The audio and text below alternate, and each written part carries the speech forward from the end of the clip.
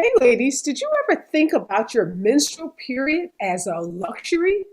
Well, a new study out shows that feminine products needed for menstrual periods are taxed like luxury items in some states, rather than being taxed like necessities.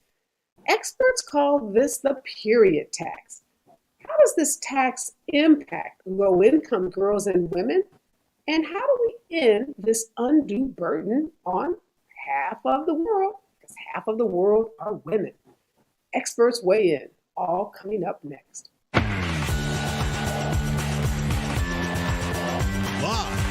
from Los Angeles, this is the Special Report with Areva Martin.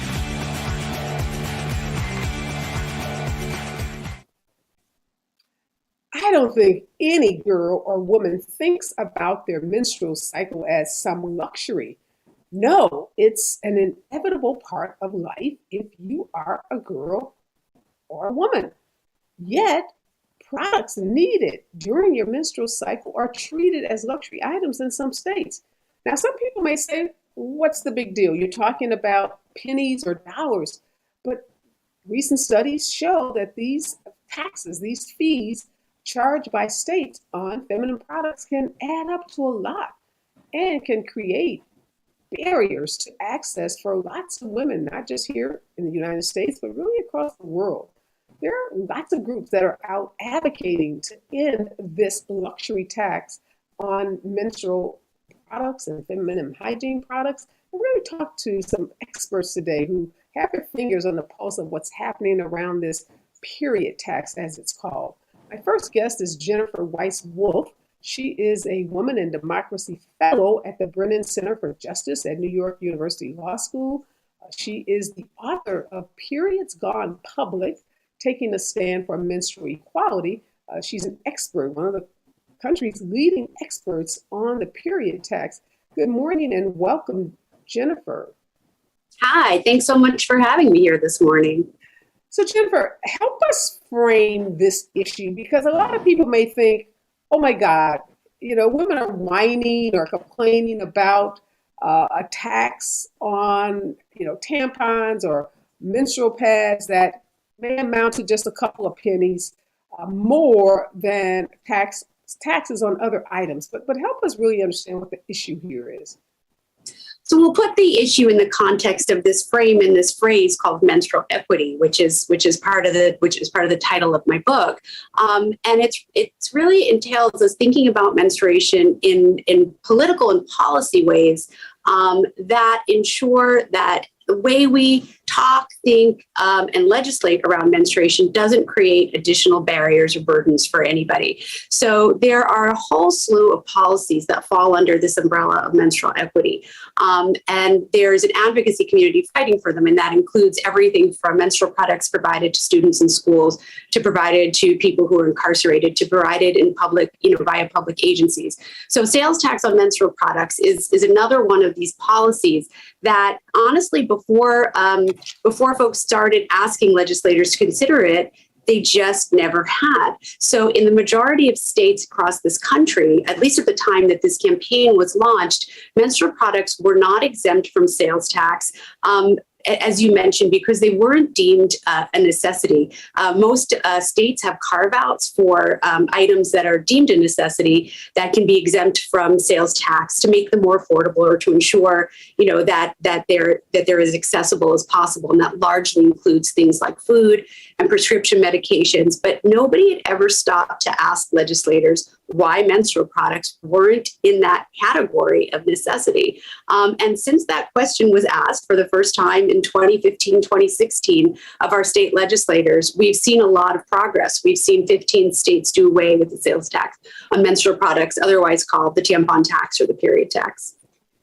So it's kind of mind-boggling to think that it took until 2015, 2016 for someone to start asking the questions, because we've had women serving in state legislatures long before 2015. Now, we probably weren't and probably aren't currently the majority in many of these state houses, but states like California and New York have had women in other states across the country. So why did it take so long?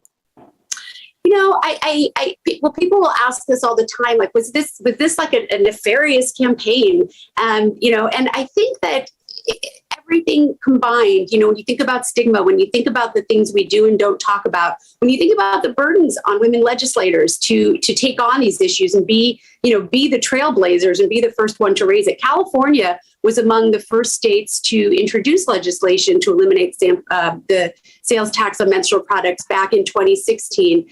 And the legislators that did that, they sort of got nicknames, tampon Barbie, kind of things like that. And, it's every which way. The burdens of gender, the burdens of menstruation are brought to bear. And talking about menstruation in public has been one of those. It's really fascinating because in 2022 now, we see activists around the country, willing to fight for these issues. We've been in the midst of a shortage of menstrual products in this country for several weeks and months now, and it's being pretty widely reported on. But that's actually, I think that's a far cry from where things were even 7-10 years ago. But I think we'll call that progress, that when we've raised these issues, state legislators and members of Congress and local lawmakers have all really rallied, I think, in important ways. For a pretty young movement, we've seen extraordinary progress. The number of states that have been willing to legislate on these issues of menstrual products and their availability through public agencies to eliminate the sales tax on menstrual products, to make them more affordable, to make them more accessible. There has been extraordinary progress. It's not enough, and we've got a long way to go. But yes, you're right. It took raising and asking the questions for anyone to first take it seriously. And I don't want to suggest that this is an issue that only could have been brought by women, because men are equally impacted by this if they live in a household with a woman who's making these purchases and is having to pay this tax that impacts the entire family's household budget. Men have daughters who have menstrual cycles. Men have mothers and sisters. So you don't need to be a female for this to be an issue that you can take up. And I don't want to suggest that, like I said, that this is an exclusively female issue, because it's not. It's a society. Well, I'll take it even a step further beyond, men who have daughters, men who have wives, men who have sisters. We all exist in a society where we're all expected to participate. And that is part of our democracy, whether we are participating in our education, in the economy, in the workplace. We all do better when we all do better. Everybody stands to gain if menstruation isn't holding back anybody in our society. And given that half the population menstruates at some point in their lives, we all have a stake in this. No, absolutely. And that's why I wanted to even correct myself, because I asked a question about women being in these legislatures, and I didn't want to give the impression that I believe that women have the sole burden of raising these issues, because they don't. We don't. Let's talk about the numbers again, because Jennifer, one of the things that I think people think when they hear this issue is that we're talking about insignificant sums of money. Can you give us some perspective about how much every year your typical woman will spend on menstrual products, and then what that tax adds to it? Sure. Well, and the really sort of fascinating part of the answer here is there's not one answer. For people who are living on low incomes or otherwise marginalized in our society, things are more expensive. It's not just that they're relatively more expensive compared to their budget, but they're actually more expensive. If I have to go to the convenience store and buy a pack of 8 tampons the day that I need them, that is going to cost more per item than it's going to cost if I'm able to go to Costco, months in advance and have a supply, sitting in my home, but I can afford to buy them, in bulk. So starting with that baseline, we're talking about anywhere probably, it can range from say $6 to $20 a month, just really depending on where you live and the accessibility that you have. Again, mentioned that we're in the midst of a tampon shortage in this country, and price gouging is going on left and right. And you can see clips of empty shelves and people selling boxes of tampons for $50, $60 on Amazon. But putting that aside, in regular times, we're talking, probably somewhere in the realm of $10 to $15 a month per person. So that also assumes that there, is one person in your house who needs these products, not two, three, or four. And then the sales tax is anywhere from 6% to 12% on the dollar, or 6 cents to 12 cents on the dollar. So it's true that we're not talking about huge sums of money, although for anybody who is struggling to make ends meet, I would not be so bold as to say where, if 10 cents is too much or 50 cents is too much in terms of how they're balancing their budget. But I will take it a step further and say that it is a core matter of equity. It is a matter of equal treatment. In the work that I've done as a policy advocate, I'm a lawyer as well, and have considered legal arguments and jurisprudential arguments, and have actually brought lawsuits against states saying it's a matter of discrimination on the basis of sex when they fail to refuse to exempt menstrual products from sales tax. And have those lawsuits been successful? Well, they've been successful in that they've pressured the legislatures and the executive leaders of the state to act. So the states where we filed lawsuits were New York and Michigan. Both states passed legislation and their governors signed it shortly thereafter. So we've not seen the litigation through, but we've had the policy outcome that we desired.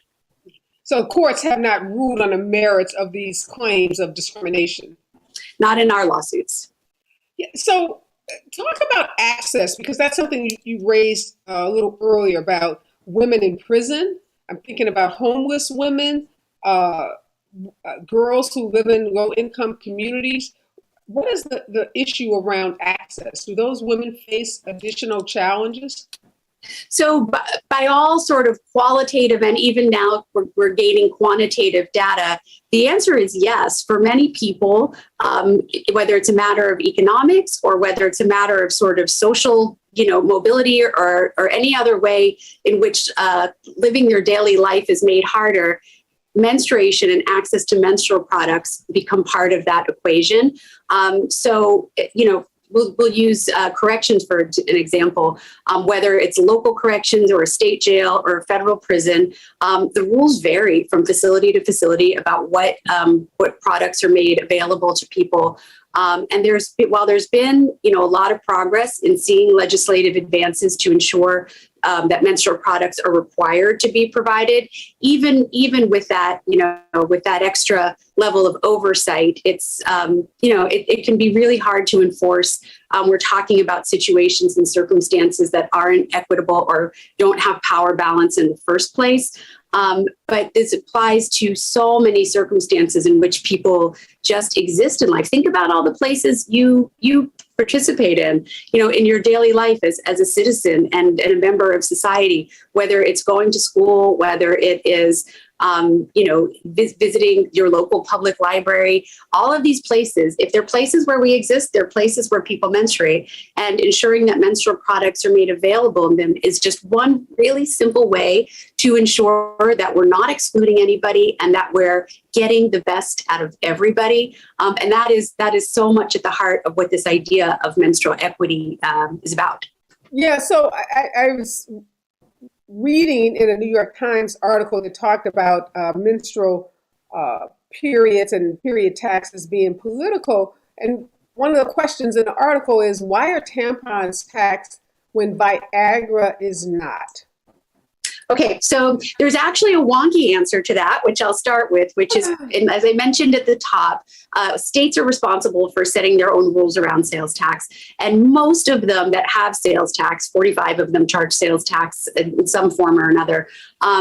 What they deem to be necessary items, generally food and prescription drugs, are exempt. So Viagra falls into the category of prescription drugs. So it's a little bit of an apples to oranges to say one is taxed and one is not, when there is, there's a technical reason or a technical category that we can put Viagra in. But, suffice it to say, we can look at our society and we can tell what is prioritized by whom, why, where, and how.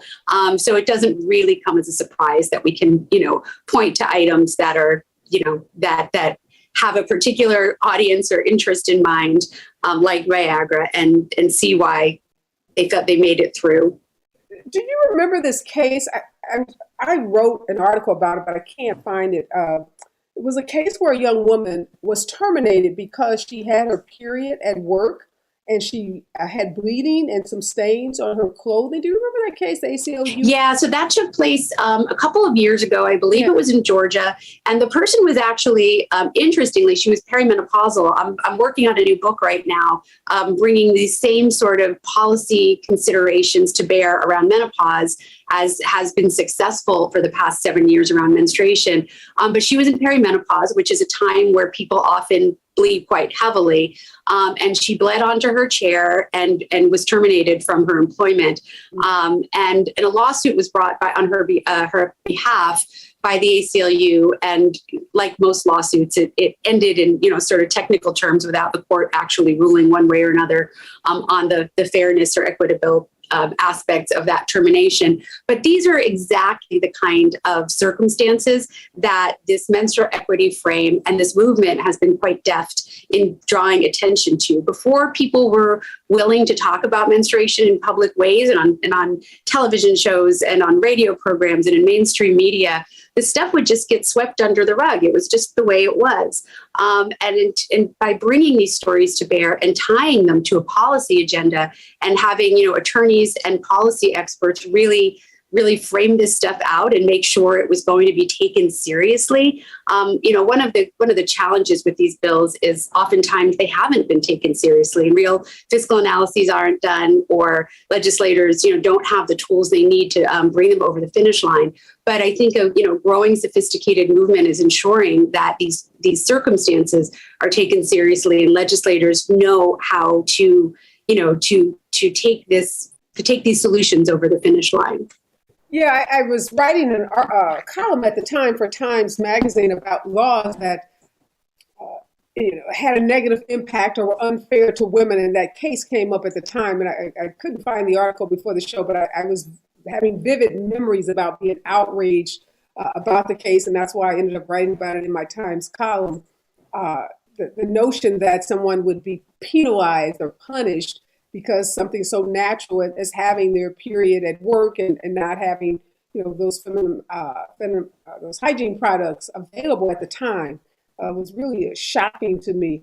Let's talk about how this whole issue of equity in terms of your menstrual cycle plays into some of the conversations we've been having around reproductive health and equity. And I know you were at a meeting recently with Vice President Kamala Harris, a roundtable that she convened around reproductive health and reproductive justice as we await the Supreme Court decision in Roe v. Wade. So what's the relationship? How do we connect the dots?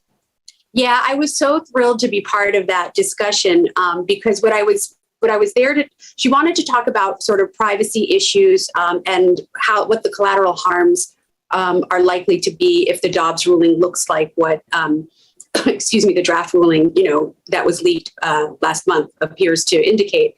And the particular topics I was there to discuss were period tracking apps, which 100 million people around the world use, and what kinds of privacy issues might be brought to bear if with the kinds of data that those apps collect about people's periods. For you? So these are apps that are widely used, that you can input all of your personal information, your period, your basal temperature, information. It can be as wide ranging as you want. And then it kind of spits back to you at least predictions about when you can expect your period, how you might plan for pregnancy, things like that. People use them, athletes use them, people use them to conceive, they use them to learn about their bodies. So I was really excited to be able to talk not just about the privacy issues that are at stake and what reforms the administration should be thinking about as we move into this new post-Roe era, but also to do it from a perspective of not just, sort of Fourth Amendment or constitutional expertise, but menstruation expertise. And one of the things that I firmly believe and spoke to the vice president about is that the reason people are so reliant on these apps is because we have such a dearth of sex education and health education in this country. And so now we're putting people in this double bind where to get the information that they're not being afforded through their schools and through their communities, they're risking their safety and their lives by putting out information that could be used against them in a criminal prosecution or any other sort of problematic way in states that are going to be outlawing abortion. What is the information that you're saying could be used against them? So if you live in a state that criminalizes abortion or pregnancy outcomes, including miscarriage and stillbirth, information about when you conceived, what you did, but before or after you conceived, anything, if you rode a roller coaster, if you had a beer, if you had a glass of wine, all of this information is going to be potentially available to law enforcement for the apps that store this information on third-party sites on the cloud. It's very easy for law enforcement to subpoena that information, even if that information is just held on your own phone. There can be a search warrant for it to be obtained. We've seen in this country already, before the Dobbs ruling is final, people being criminalized or arrested for behavior that is believed to be attached to having a miscarriage or people who've been suspected of having an abortion. The information that's on those period apps is absolutely information that we need to be mindful about having public. And in light of that, would you recommend that women not use these apps? Because you're suggesting that all this information that they have to put into the app to get some response back could be used against them, particularly in states like Texas, that have these laws that criminalize, women's behavior around their reproductive health. So I just wrote a piece for Newsweek about this, where I will say, indeed, I do discourage people from using these apps. But beyond that, there are apps and app business practices that are better than others. And I'll be publishing more of that information. If the app allows you to delete your data, if it doesn't use the cloud or a third-party storage system, if it doesn't have facial recognition and you have a PIN code that you have to put in, if it has double protection for your PIN code, if there are a lot of safety mechanisms that can be applied to these apps, and I talked to the vice president about that. But I would say that is just a Band-Aid to the problem of inadequate sex education, health education, political and public knowledge about menstruation vis-a-vis abortion. One of the examples that I had shared with her was that when Texas law, which you just mentioned, Texas law SB 8, went into effect last September, Governor Abbott stood at a press conference and said that people in his state didn't need to worry because they had 6 weeks to obtain an abortion under their quote unquote 6-week ban. Okay, a 6-week ban and 6 weeks of pregnancy does not same as 6 weeks to obtain an abortion. 6 weeks of pregnancy is 2 weeks to obtain an abortion because pregnancy is counted from the date of the last menstrual period, not the missed menstrual period. If our lawmakers don't know that or don't care to be accurate when they speak about that, it is our civic responsibility to be fluent in everything about the menstrual cycle, including early pregnancy. So again, beyond the apps and the information that they collect and how it can be used against us, I would prefer that everybody become fully fluent in all of the mechanics of menstruation so that they can take care of themselves, so that they can protect themselves, so that they can know what is happening in their body during the stages of early pregnancy, and so they can call out lying politicians like Governor Abbott when he speaks untruths publicly. How do we make that happen, Jennifer, particularly in states like Texas and Florida that are really ramping up their efforts to legislate and regulate what can be taught in classrooms around sexual identity and It's true. It's a really, really dangerous time to be thinking about sex ed in the hands of state governments because of what we're seeing around teaching about race in schools. Florida's Don't Say Gay policy. So I got a plan for that. And I actually wrote about it in this op-ed in Newsweek. I think there are ways that federal agencies can partner with private companies to ensure that this information is made widely available. For example, menstrual product companies are required by the FDA to provide information about toxic shock syndrome. We're all accustomed to seeing that warning on the box and the little pamphlet inside the box. The federal government can also make a directive for, this is at least my idea, that menstrual product companies provide this information in those boxes so that they're at least reaching, sort of a captive audience of half the population who uses these items. So that was one of the ideas that I shared with Vice President Harris, and that is also written up in this op-ed that I wrote in Newsweek. Great. And one last question for you, Jennifer. You mentioned several times this tampon shortage. One, what's causing it? And two, what can girls and women do who may live in communities where they, are experiencing this shortage? So it appears to be a good old-fashioned supply chain shortage, much like we've seen other shortages in and around the pandemic. I think because many of the ingredients for menstrual products are from Eastern Europe, I think that some of the instability there has also lent itself to the supply shortage. The answer right now is, in part, it's a good thing that the media is sort of ringing warning bells about this and making it clear that this needs to be a priority of our government, just like we've seen menstrual products not prioritized up until recently. Now that they're hearing about these shortages, like they took a toilet paper shortage supposedly seriously. We've had an infant formula shortage recently. This needs to be taken as seriously. And I would also say that there are organizations, and I assume my fellow panelists here today are part of nonprofits that do product distribution, such that if folks really are, stuck and aren't able to find what they need, that there have long been, because our government hasn't yet fully, realized the goals of menstrual equity. There's a need for nonprofits who provide products to people in need. And many of them do so. So I would encourage folks to look to to see if they can find such collection drives or distributors in their state. And we've seen Republican, Congresswoman Marjorie Taylor Greene make this really absurd statement that this shortage is somehow caused by, trans men, and that tampons are being confiscated, I guess, from women's bathrooms, restrooms, and put into men's bathrooms. I can't imagine. She barely deserves a response, but I gladly gave want to ask you, one. It's a stupid statement, obviously, but how much of that kind of thinking is by other Republicans might be impeding some of the efforts around equity on this issue? Do you think, it's taking root? It's hard to say. This is part of their calling card. So it's not surprising to see her say something like that. I was pleased to weigh in with PolitiFact to debunk at least that particular claim. If she wants to sort of engage in the conversation about trans people who menstruate, yes, trans people do menstruate. They long have. They're not suddenly hoarding or putting all these products in a single men's room. Like, that's absurd.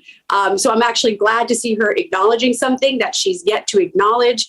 And her claim that that's where all the products are is so debunkable that it's laughable, except for it's not laughable because these are some of the beliefs that are held by our leaders in government. But that is surely one that is not accurate. How it involves or how it impacts the advocacy, it's part of the world we live in right now. And there are so many fights being had across the country for trans health and trans rights, for education rights for young people. We have to take it head on, and we have to tackle it with facts and with compassion. Thank you so much, Jennifer. Again, your book is Periods Gone Public, Taking a Stand for Menstrual Equality. Thank you for the work that you're doing. Glad you were at that roundtable with our Vice President. Hopefully there will be some, positive policy measures that come out of those kinds of conversations that are happening. I'm just glad to see that this conversation has made its way to the White House and that it is a priority for this administration. So again, thank you for all the work that you do on this subject. Thank you. Thanks for having me.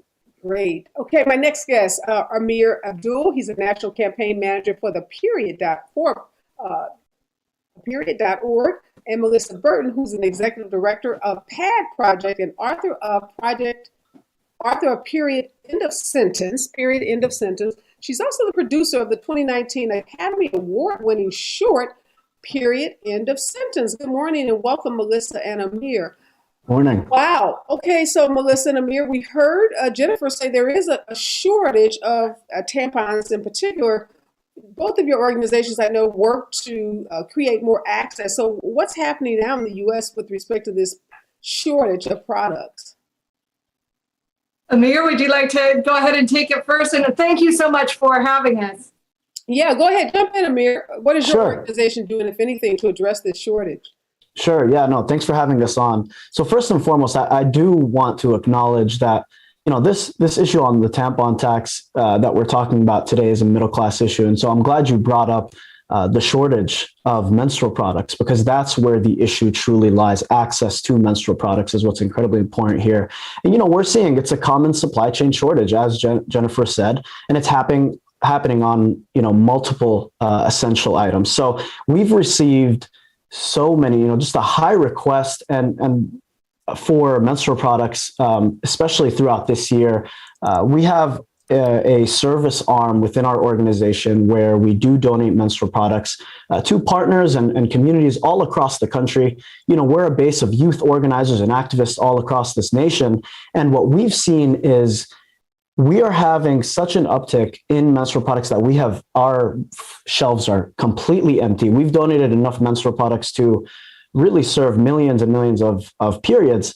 And so as we go on, it's going to be incredibly important to see that these companies that are producing these menstrual products really, really figure this out as soon as possible so that they're able to serve these communities in need. We're having youth organizers and activists, 14, 13, 15 years old, who are collecting menstrual products from their parents, from their friends, from their neighbors, and donating these products to the communities that need them most. There is no reason that a 13-year-old should have to be the one to try to solve this issue.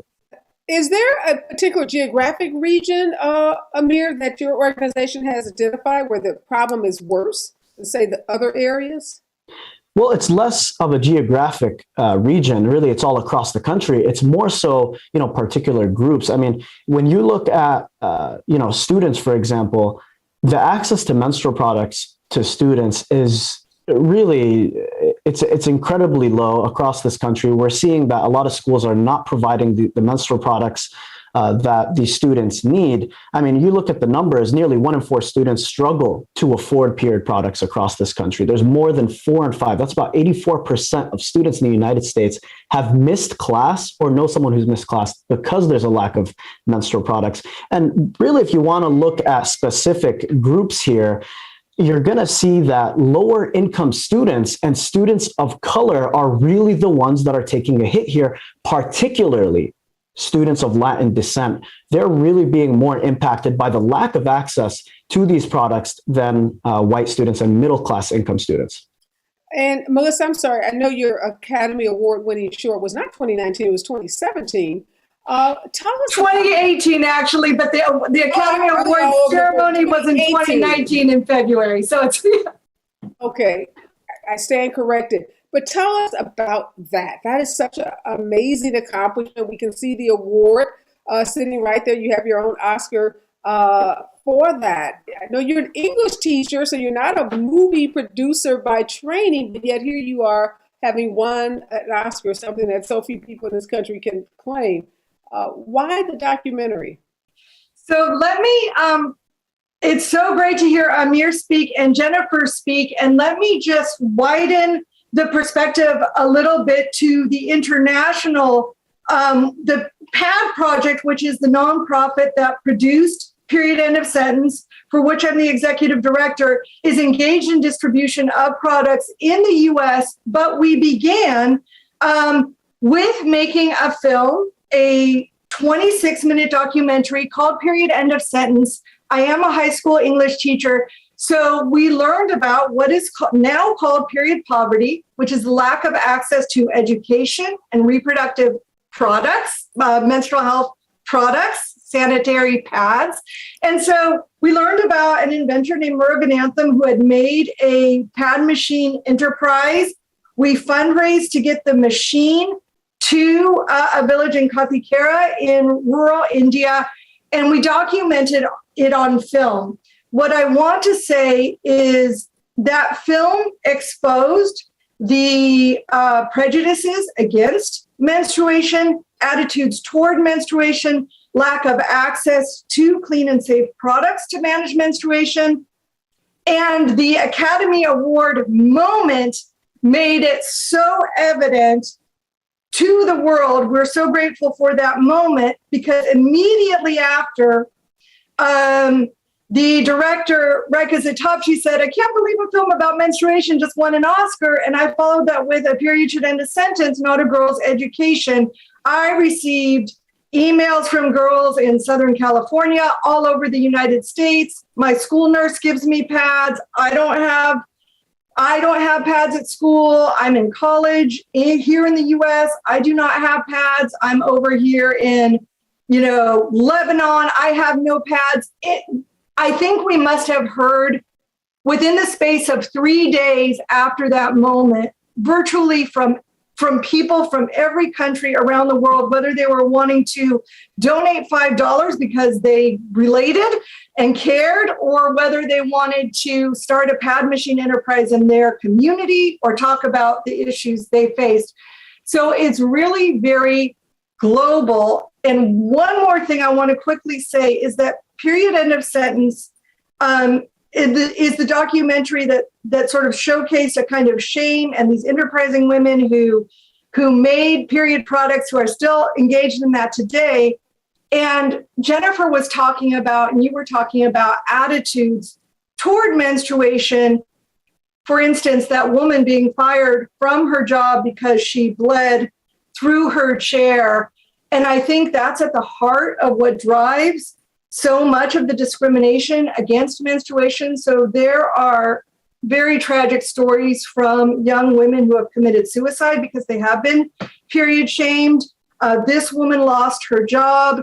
And so recently we have created another film from the PAD project called Long Line of Ladies, which is actually set in the indigenous community in Northern California, which celebrates menstruation. It's a whole ceremony which has been revitalized to say, hey, a period is not a source of shame, but an opportunity to celebrate power. So we're really excited about that. And I think as much as a policy shift, we all need a mind shift around how we treat people who menstruate.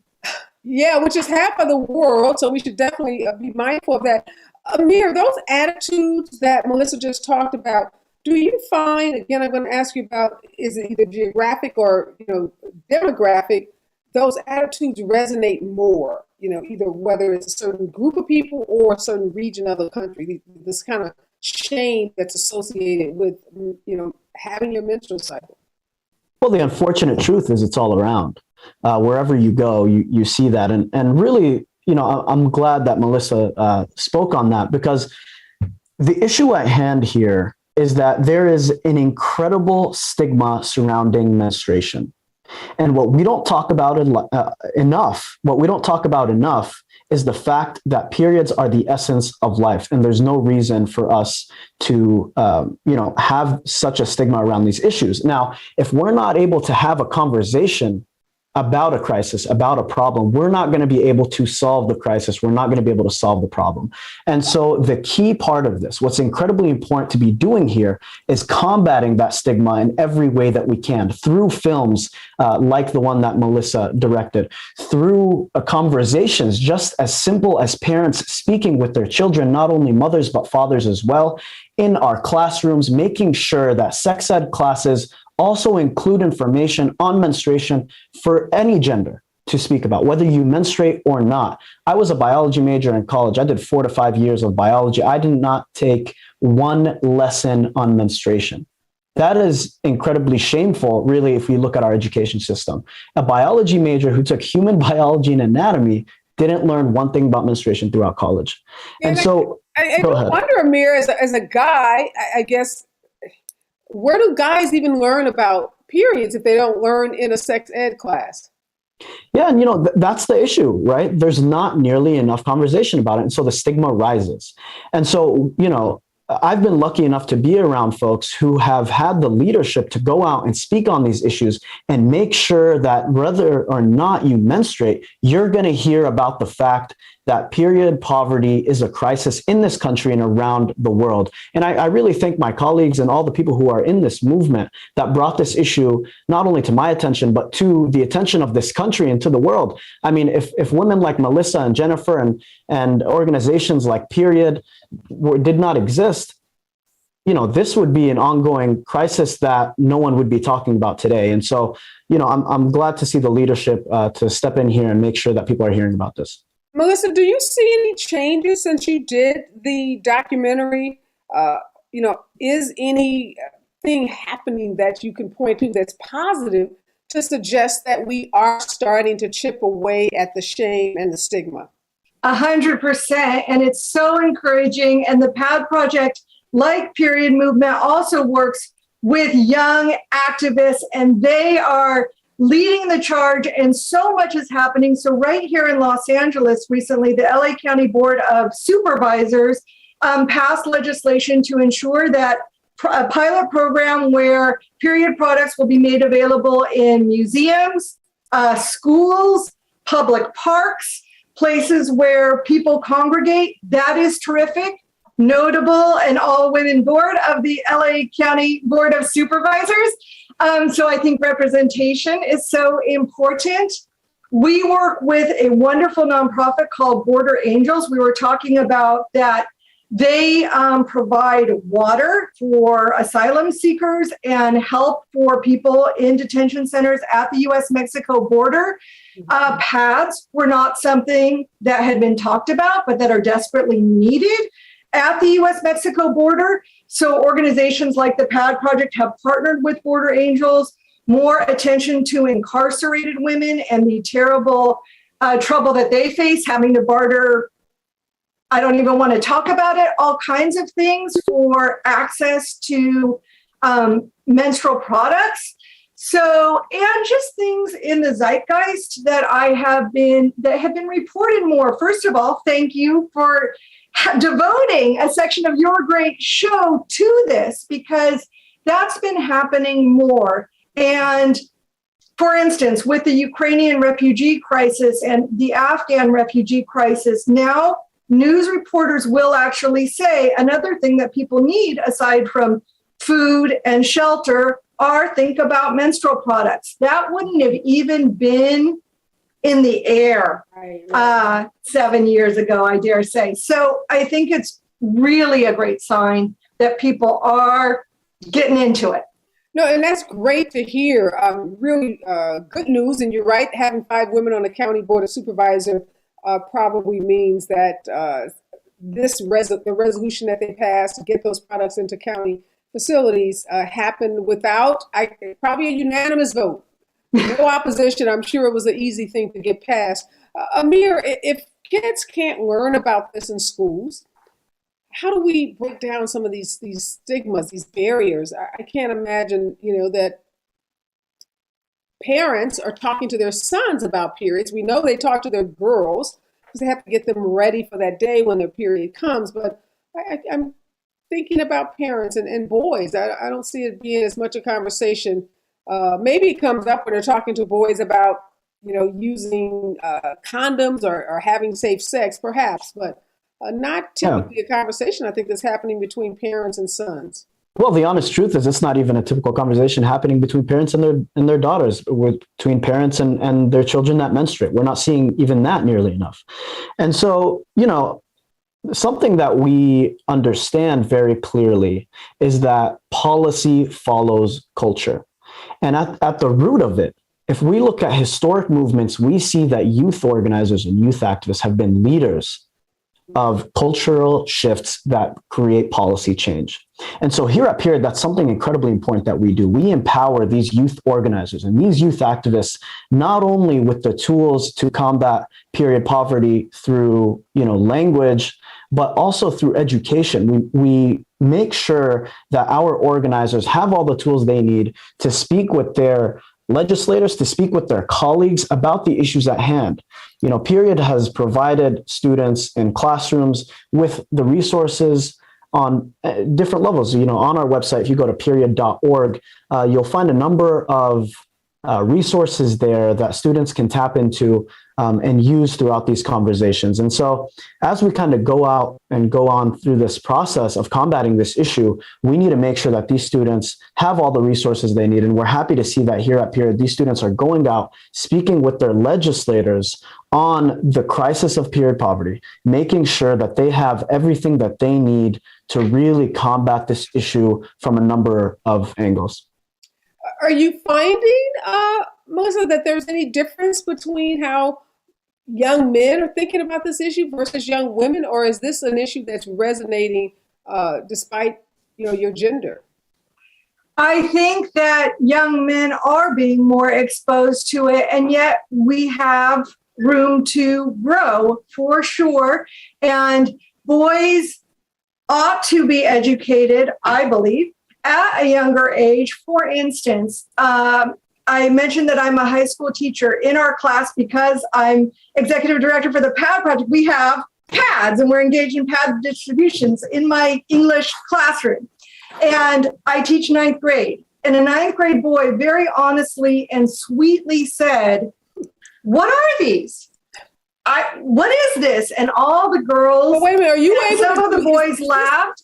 And I'm ashamed to say that they made him feel bad, but that's not his fault. That's on all of us. And, what if, boy, it shouldn't be a moment like that. Well, let me ask you this. Is this considered sex education? Because you're teaching ninth grade English. So if you're in a school that has all these rules and restrictions about sex ed, can you even talk about or show kids pads? So that would vary from school to school. I happen to teach in an independent school, and they are very proud of it's Oakwood School, and they're very proud of the PAD project and the film. But I would be very quick to say that certainly you could get in a lot of hot water in a public school, especially, like you said, depending on your state. And this would not at all be okay to talk about. The movie Seeing Red that just came out, it's a wonderful film about a young girl in Toronto, Chinese Canadian, who is getting her period, and it's sort of the metaphor is this red panda. Immediately after that film, Seeing Red, came out, backlash was, we don't want Disney, we don't want Pixar films teaching our kids about periods. Who can relate to a red panda? And so, just the idea that a 13-year-old experience of a first period is probably relatable to half the population, and yet the immediate response was, this doesn't make any sense. This is way too radical. The fear actually of talk of period blood in the movies and films when, we've got Scarface and we've got Rambo and every kind of film that glorifies bloodletting, and yet a lot of people did not want to even see period end of sentence because they thought it might show, which it does not, but whatever, menstrual blood. So this idea of, what about bloodlet in life and not bloodlet? That is such a great point, Amir. Melissa raises an excellent point. Like, blood is in pretty much everything we watch on television. We see people bleed out. We see people get shot and stabbed and hit by cars, and there's blood gushing everywhere. So we're very tolerant. We're accepting. We're embracing of blood in that context. But oh my God, if a woman bleeds out at work, it's like the biggest mistake, sin ever, to the point where she gets fired, like she's crossed some line. But that is really shocking. It's still in 2022 that this evolved nation that we are, that we're still so hesitant or so reluctant. Do you what's the origin of that, if you know?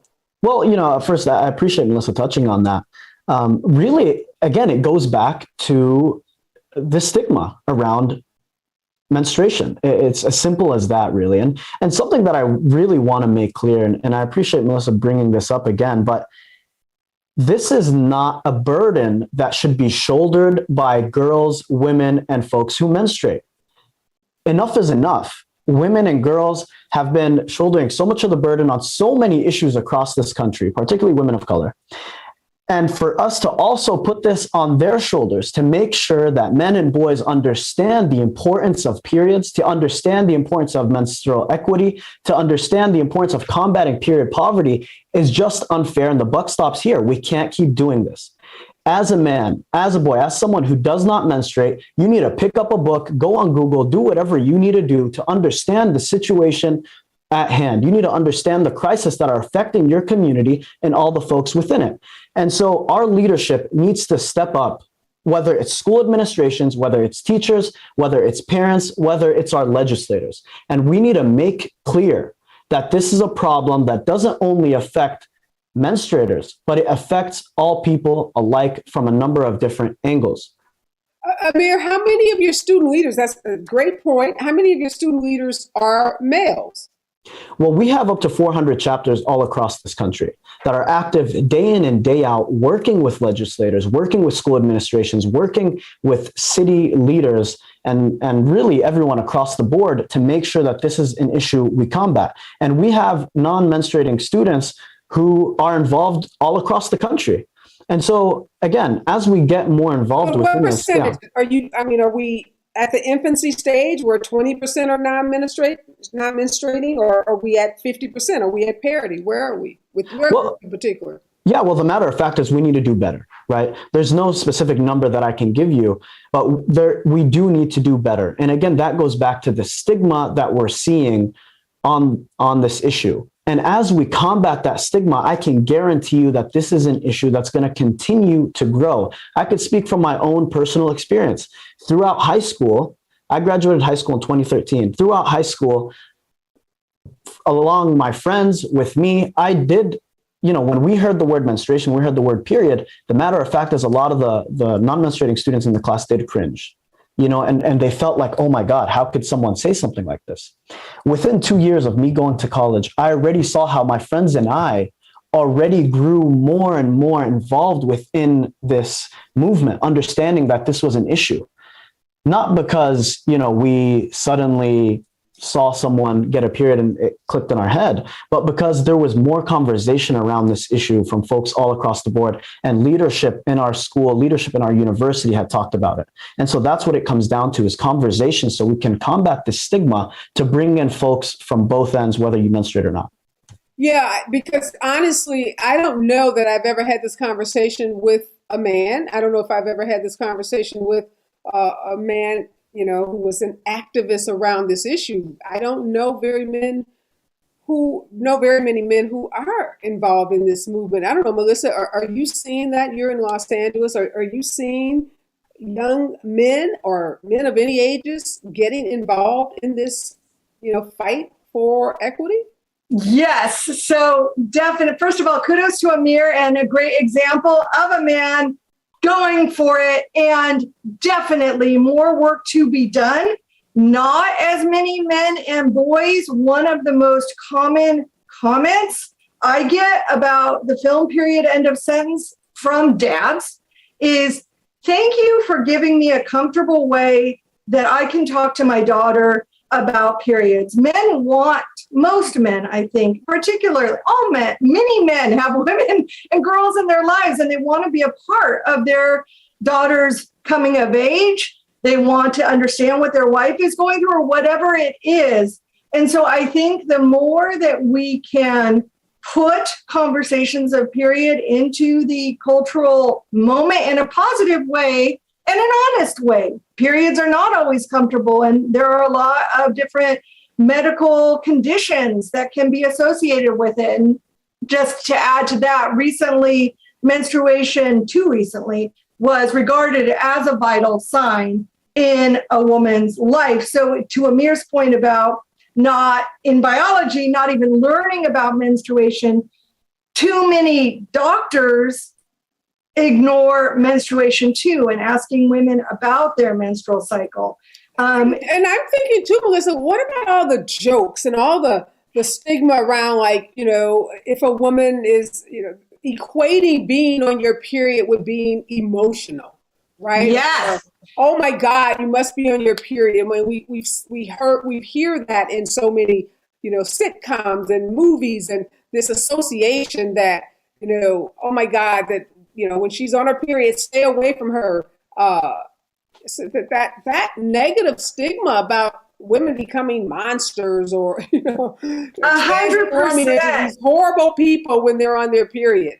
We got to break that stigma, We and that have to break it. negative And one of association with periods as well. Absolutely. Absolutely. Because what if being close to emotions, and what if that is really a superpower? And one of these, the film Seeing Red sort of took that analogy in my mind and turned it a little bit on its head. So the period came as a kind of monster. It's this red panda, and it feels too big and it feels too strong. But ultimately, that red panda can do a lot of stuff, and it can accomplish a lot of things. And so, I think that we do have to change our attitudes around it and embrace it, and see what we can do, and be honest when, PMS is real, and all things are real, but it's a part of accepting and not shaming. Yeah. And maybe even celebrating. And men have hormonal changes and issues too that impact 100%. emotions. So not making this just, a exclusively female, condition, or something that just happens to women, because men have, hormones as well. I'll let you have the last word, Amir, because that is something, as I'm sitting here thinking about all the horrible things that get said about women when we are on our periods. So we've got to change that, perception that somehow we become horrible people. Talk about how wonderful it is to have a period, because period is life-giving. Without that period, you are not going to give life. So we need to really emphasize that. And that's exactly it. Periods are the essence of life, and folks need to understand that, and we need to act upon that, right? We need to act with that knowledge and make sure people know that. But something I really want to specifically mention here is that we need to break this notion and this narrative that you only need to care about this issue because you might have a mother, you may have a sister, you may have a girlfriend, you may have a wife. That is not the case. Our country, as we look at it politically, is quite divided. If we're not able to come together on issues that not only affect me and my loved ones, but also may affect, folks that I may not even know, then we're not going to be able to come closer together and really bridge the gaps between so many of these issues. And that's exactly the same thing here within period poverty and menstrual equity. We should not only care about an issue because it may affect folks that we love or care for. We need to work on this issue because it affects someone. And it's as simple as that. This is truly an issue that's so integrated in so many different aspects of our political system. And it just happens that folks like Melissa and I and Jennifer are speaking on, from this angle of it. And so, again, one thing I do want to end with is we need to make sure that we're having more conversations around the period poverty crisis. We're having more conversations around menstrual equity and the importance of supporting one another on so many different issues, whether or not this is an issue that affects you personally or affects folks that you love and care for. Well, that is clearly aspirational, Amir. There's so many issues from, criminal justice to voting rights that we wish people had more compassion around, even if they live in a county where they don't have the burden of, standing in a long line to vote. So, yes, we'll put menstrual equity in that category of things that as Americans, we should all care about it. And again, we're not going to stop trying. We won't give up because we seem so divided now. There are many of us who believe we can come together on some of these important issues. So thank you for the work that both of you, Amir and Melissa, are doing around this issue. So important to talk about. And I'm glad we could sit down and have this conversation today. Good luck, and continue to fight the fight on this issue. Can't wait to see where we are 2 years, 5 years, even 10 years from now, as advocates and activists like you continue to lead the way on this. Again, thanks for joining me. Well, thank all my guests this morning. Boy, you learn something new every day when you watch the special report, because we are covering those topics, many of which people aren't talking about, but should be talking about, because they're issues that, as our guest said this morning, impact all of us. Just some words to live by before I get out. Periods are the essence of life. And yesterday on our show about pride, Dr. Deville Goings told us the one thing we could do to help people who are in the LGBT community and doing Pride Month is say the word gay. So I'm going to take a chapter out of her playbook and say one thing we can do to further create equity around this issue is say the word period. Period. Period. It's not that hard. Simple little word.